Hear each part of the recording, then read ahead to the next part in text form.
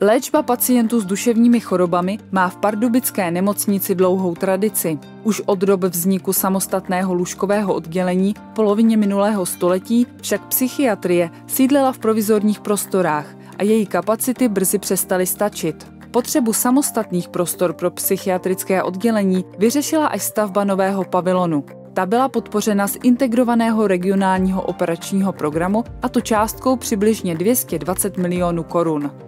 Oddělení psychiatrie bylo dlouhodobě v nevyhovujících prostorách, které jak kapacitně, tak svým prostředím a zázemím nevyhovovaly potřebám moderní psychiatrické péče.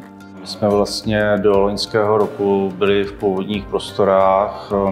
Ty už příliš nevyhovovaly, jednak velké pokoje, společné koupelny, sociální zařízení. Pacienti měli málo intimity. Ta stará psychiatrie měla ještě tu nevýhodu, že v jedné budově bylo psychiatrické oddělení, v další budově byly naše psychiatrické specializované ambulance a zase úplně v jiné budově byl denní stacionář a navíc byl trošku problém s tím, že jsme měli jenom 25 lůžek, což bylo nevyhovující pro Pardubický kraj. Nový psychiatrický pavilon poskytuje 50 lůžek, tedy dvakrát více než dříve. Kromě uzavřeného a otevřeného lůžkového oddělení je v pavilonu umístěn psychiatrický denní stacionář, protitoxikomanická, protialkoholní a sexuologická ambulance.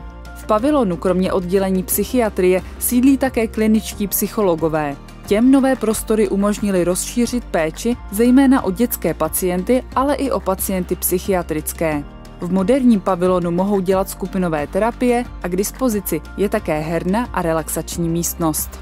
Za náma je denní stacionář, nahoře je uzavřené oddělení, které má 20 lůžek. Má tu velkou výhodu, že pacienti, kteří ještě nejsou zaléčení, nemůžou mít vycházky, tak mají volný vstup do atria, takže si můžou užívat čerstvého vzduchu z doníčka a úplně nahoře je otevřené oddělení, kde je 30 lůžek.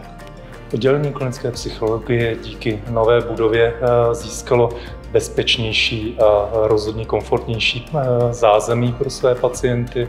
Myslím, že se lidé tady cítí velice spokojeně, uvolněně a díky tomu, že je budova bezbariérová, můžeme obsluhovat také starší pacienti nebo pacienty, kteří byli imobilní a velmi těžce se k nám dostávali.